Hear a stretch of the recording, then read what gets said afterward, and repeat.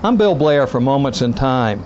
Covington could certainly never be considered a part of the Wild West, but by the mid-1850s we did have, spread around the square, 11 saloons and one general store where you could belly up to the bar. It's impossible to know how busy the saloons were, but the fact that there were so many suggests that they had plenty of customers and competition.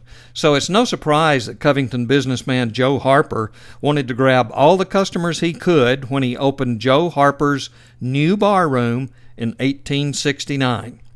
During that period, most advertising simply listed a product for sale and told where you could get it. But Joe Harper decided to take his advertising a few leaps ahead of his competition.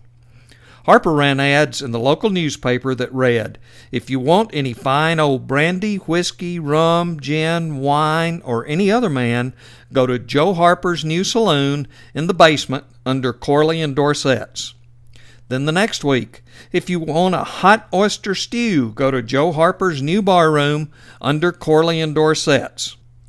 The next week would read, "If you need any pure liquors for medicinal purposes, go to Joe Harper's and get it." And then the next week, "If you want some fine cigars and tobacco," and so forth and so on. But Harper's smartest marketing move was on the night he opened Joe Harper's new bar room. On that night, he decided to send cold beers around the corner to the offices of the Georgia Enterprise, Covington's only local newspaper.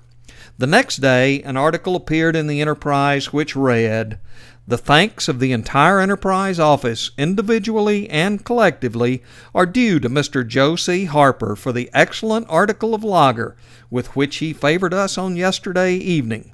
That saloon under Corley and Dorset's store must be a cool place to keep this healthful Teutonic beverage at such a delightful temperature in this warm weather."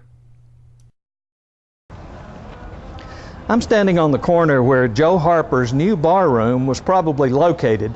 It opened in the basement of Corley and Dorset's General Merchandise underneath this location on June the 3rd, 1869. That was 143 years ago today, a Newton County moment in time. Newton County Moments in Time is a production of Blair on the Square, which is solely responsible for its content.